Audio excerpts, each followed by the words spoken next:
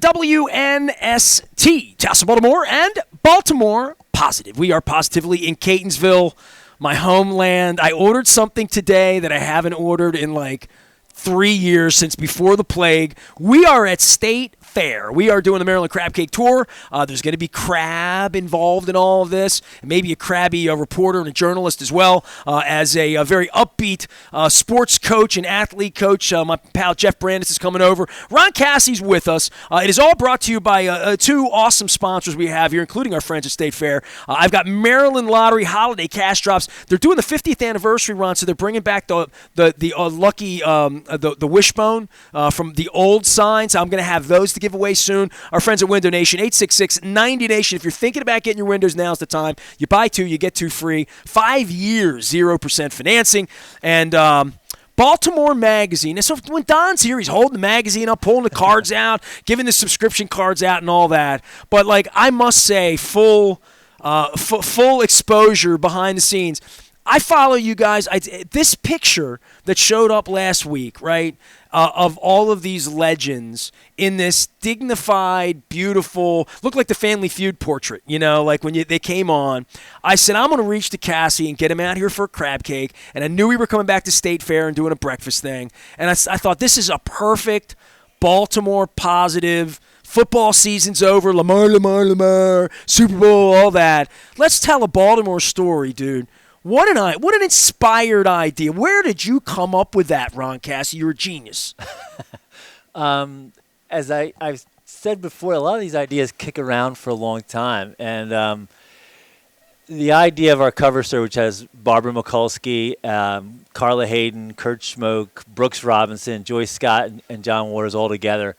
I was just thinking there's a lot of folks who are been really fighters for Baltimore, lived here, made these enormous contributions to the city, and of course these folks have made national and international contributions, but that are like close to retirement age, but there's also a lot of folks who are still working hard and carrying on busy schedules, and I just thought Kurt Schmoke's like running a university, right? Running a university. I mean, right, Barbara yeah, Mikulski is still down at Annapolis when Brooke Learman's getting sworn in, and John Waters works as hard as anybody, Joyce Scott. And so it was a little bit to pay homage to these folks.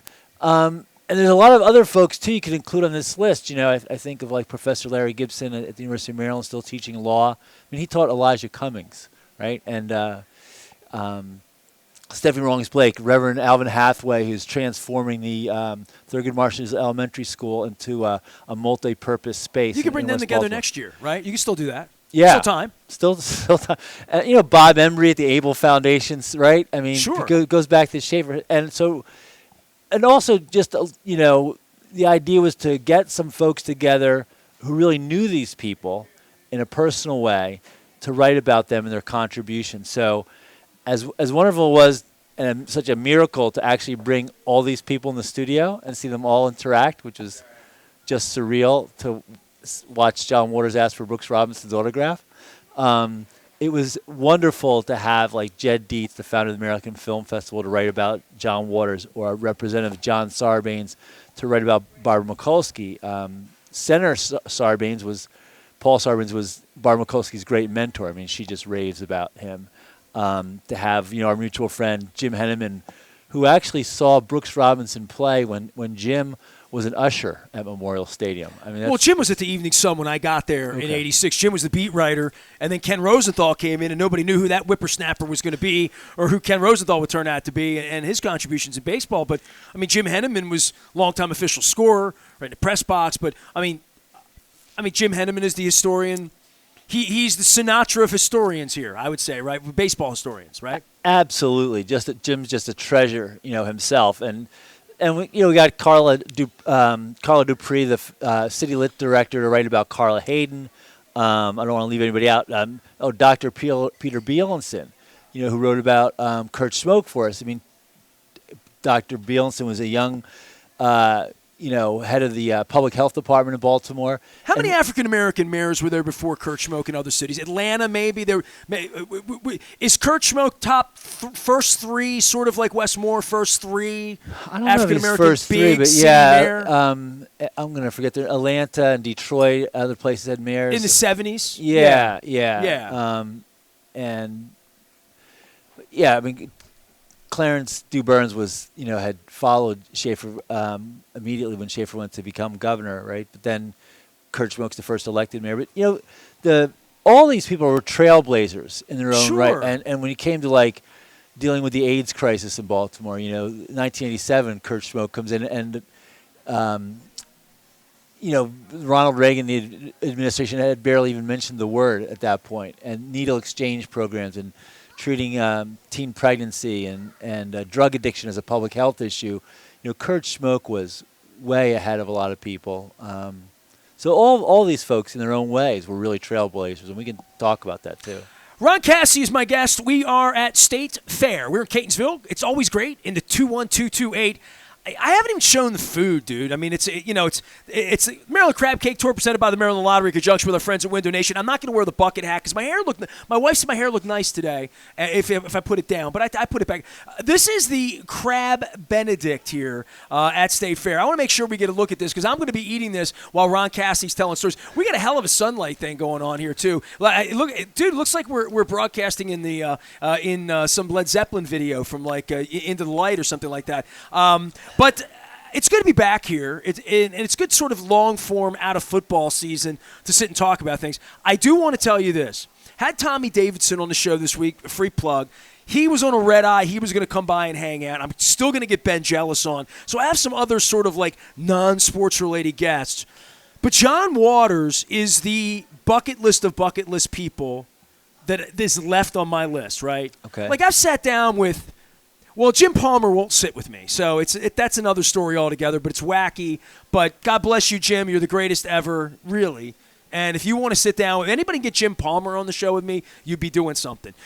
But John Waters is the last one. I mean, I sat with Artie Donovan and Unitas and just down the list, all that.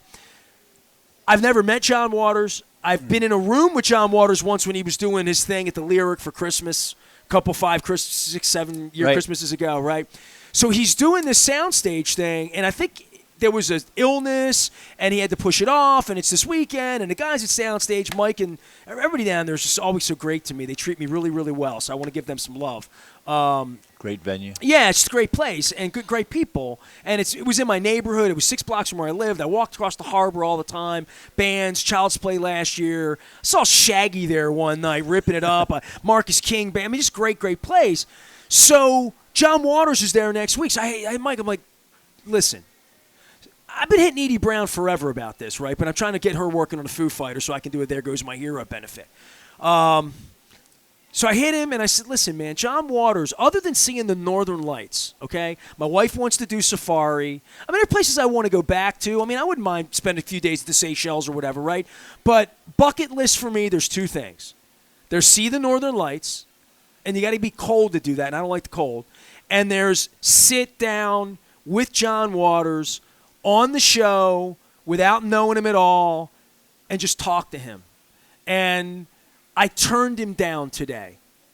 They offered me a Zoom, and I'm like, I really want to sit with him. If you're going to give me him, I want to do this. And he's not here today because I thought maybe he'd be here a week early. So I thought, wouldn't that be something if John Waters came in here and sat next to me with Stevie Wonder and Gwen Stefani? So the John Waters part of this, let's start with that because I love Brooks, right? And it's not that I'm not fascinated by Brooks, but I love Brooks, sat with Brooks, got on a plane once at O'Hare, flying back to Baltimore, late night flight, 10 o'clock flight.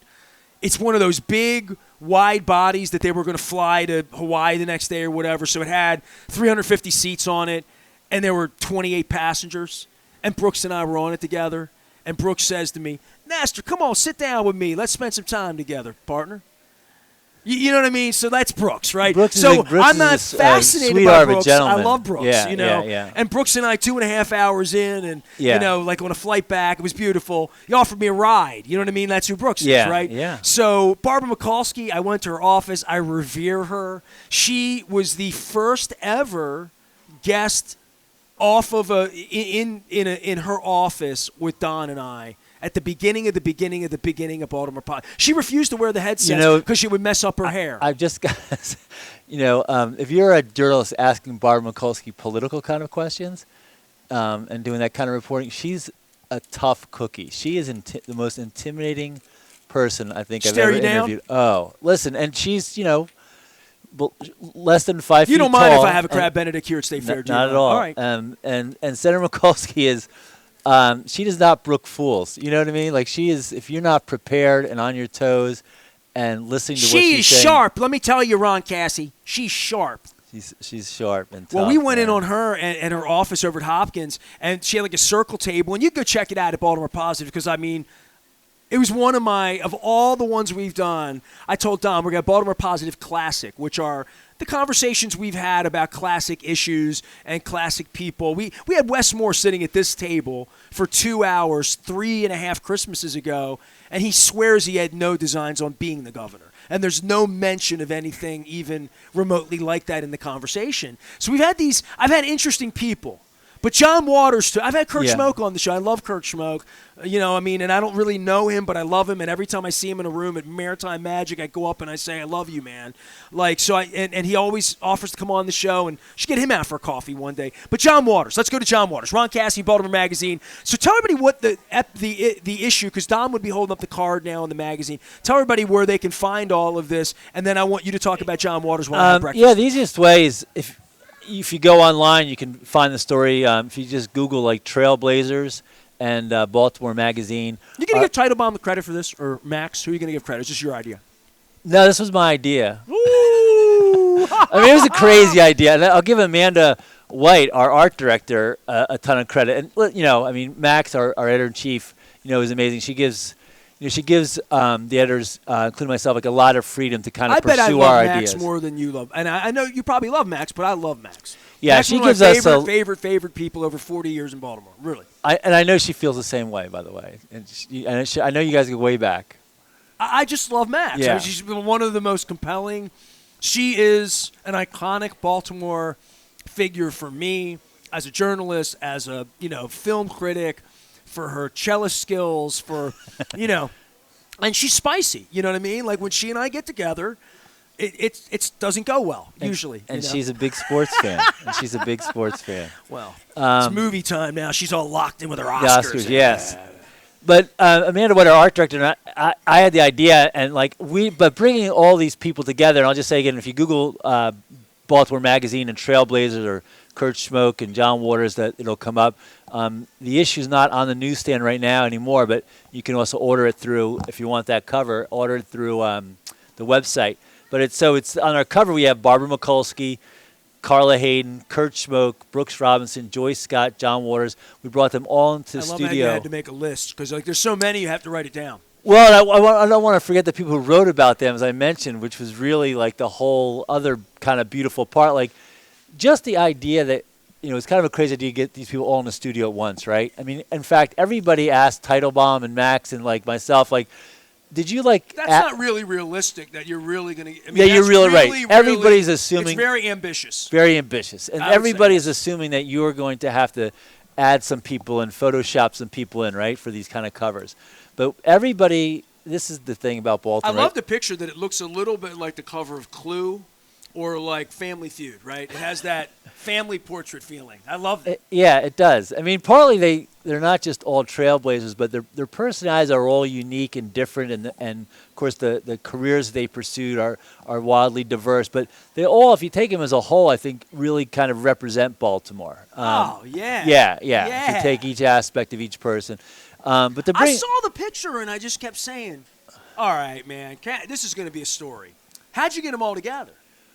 Well, I got to give these folks the credit. I mean, they were super generous and on board right away. You send that email out to John Waters, and I've interviewed or known all these people at least a little bit, some more than others.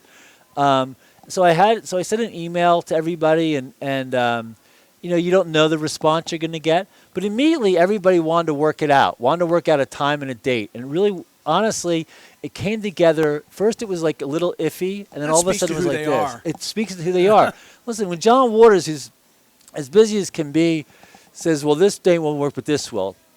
Barbara Mikulski, and then it's like another email goes out. Well, we have this date now. We have these folks on board, and everybody was enthusiastic and making it work.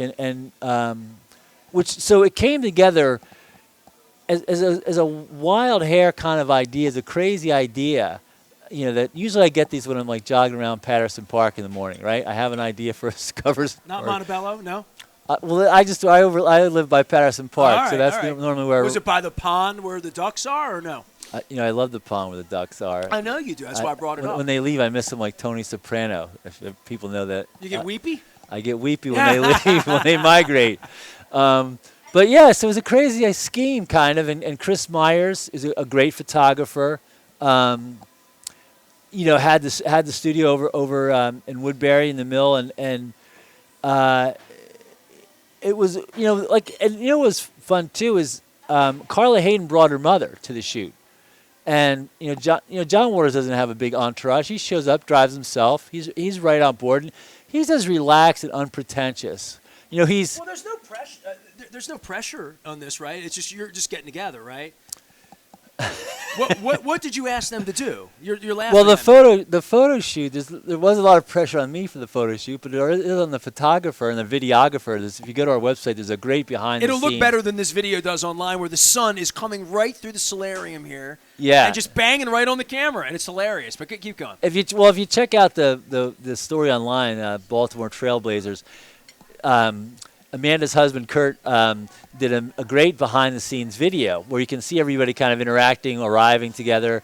And it's like backstage at Daryl's house? Yeah, and I do a little kind of voiceover thing, but it was pressure on a photographer, of course, and because you have only a brief amount of time to shoot, first of all, the group shot, but do everybody's individual portrait. And they're, like I said, these people are in their 70s and 80s, but they keep schedules that are much tighter than mine, to be honest with you. I mean, they're booked. They have handlers. Well, Joyce Scott is going to, immediately afterwards, do a lecture at the Maryland Institute College of Art, right? Kurt Schmoke, as you notice, is running a new university still, right? And Barbara Mikulski came, and, she's got a full plate as well in her 80s. So, it was one of the interesting things in that interaction is, of course, Barbara Mikulski knows like Kurt Schmoke, right? Because they're in politics. But you didn't realize that Barbara Mikulski would know Brooks Robinson because she's a lifelong Orioles fan. And yeah, see, I thought about that when you first mentioned all these names. I thought, I bet Brooks and Barbara Mikulski probably know each other. Right, but most people didn't know Brooks. He's a little bit like Kurt Schmoke was married. He recruited Carla Hayden here. Now, Carla's now the Librarian of Congress, right? Right. She was at the CEO of the Pratt Library for 26 years. Kurt Schmoke recruited her here, and of course, Barbara Mikulski, as the U.S. Senator, put her forth to be the Librarian of Congress. So there was a lot of kind of small to more, and like Carla Hayden was saying, listen, we look out for each other here. That's the deal, kind of thing. I love that. Which was cool, yeah. We do. Yeah, absolutely, and so it was. A little bit of pressure to keep the timelines, and you couldn't have everybody there for 2 hours, so you're kind of trying to stagger when Brooks is going to arrive. And this is not a cocktail party. There's no fanfare. This is like, yeah, it was a business convention, sort of a gathering of a photography and conversation, right? A little bit. And they're sitting around kind of coffee tables in this kind of like what's a one moment warehouse time. Studio. It really was. It's a little dream team. It really was, yeah. It was. So tell me about John Waters, man. What's John Waters really like? What am I going to find out about him when I say? What should I talk to him about? If I hit you the night before and say, what should I really? What would be John Waters' sweet spot? Well, I would just talk to him about Baltimore, like literally in the Baltimore he knew. That's what I would try. Yeah, to talk when Pink Flamingos came out in '72, right? So I did a story and talked to John at length and stuff.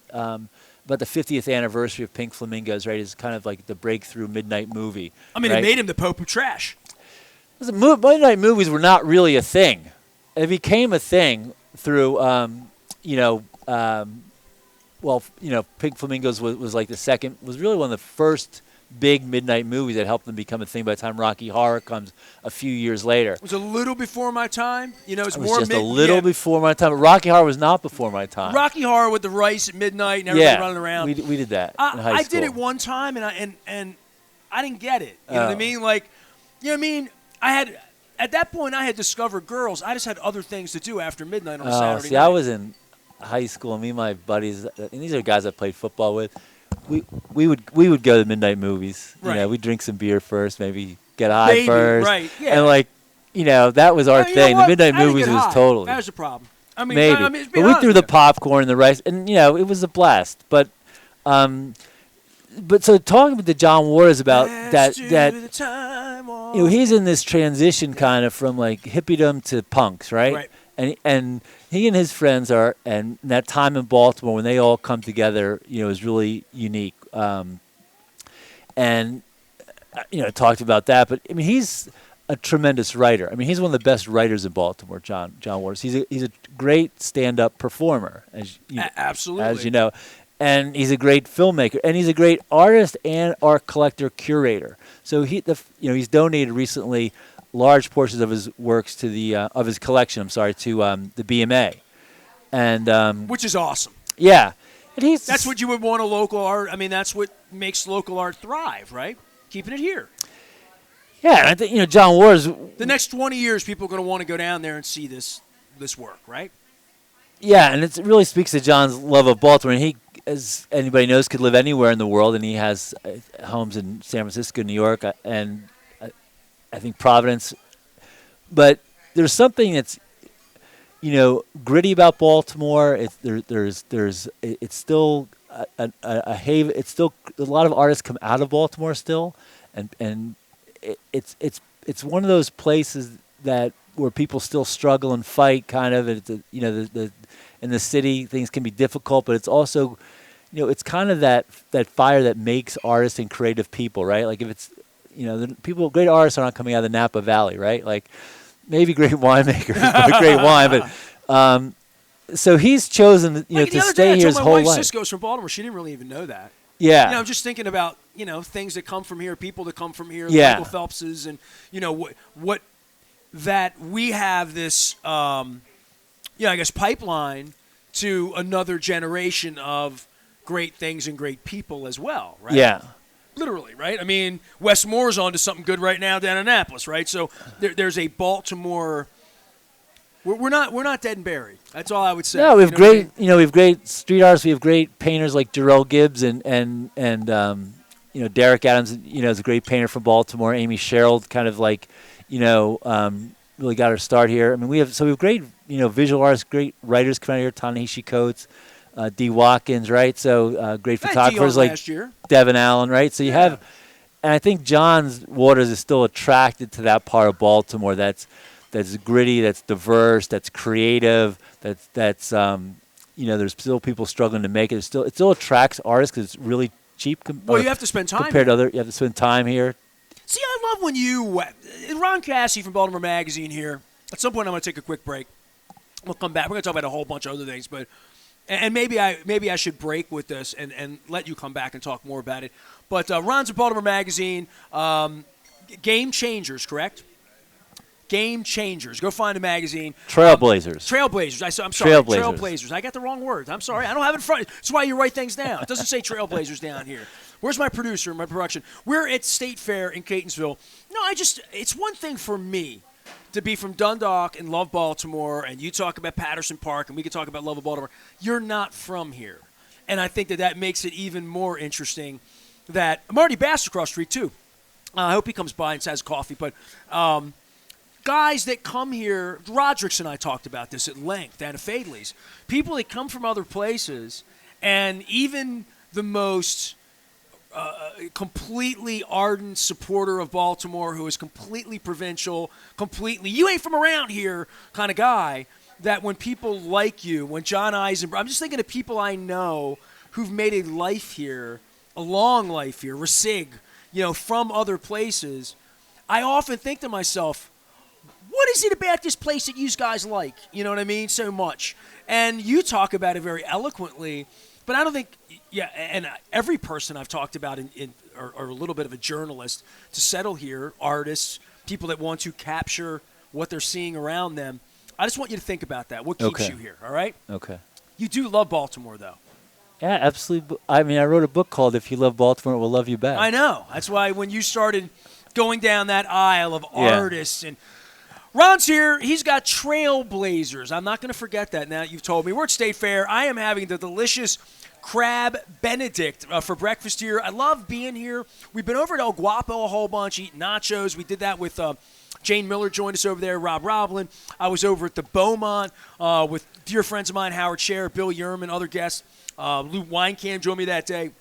We're here at State Fair today. Going to be joined by my pal Jeff Brandis as well a little later on. Fellow 513 Raven PSL season ticket holder, an athlete coach, and a really good man as well. But I want to do at least one more segment with Ron. I'm going to take a break and get my coffee together from Rofo. Going to get settled here. It's all brought to you by our friends at Window Nation and our friends at the Maryland Lottery, the holiday cash drops. I have a handful of these left. I have a couple of Ravens scratch-offs still left here, even though Ravens season is over, and we are up on Super Bowl and the off-season. We call it the Lamar season around here. We'll come back. We'll ask Ron Cassie what he thinks is going to happen. Do you have a Lamar opinion, or do you not? I'm already looking for baseball, man. I'm so excited for the Orioles season. All right, you know what? I'm going to ask you about the John Angelo's press conference and how you would feel if that was you he was yelling at. I am Nestor. We are WNST. Back for more State Fair, Maryland Crab Cake Tour, Ron Cassie, one of my favorite guests. I'm eating great food. Stay with us.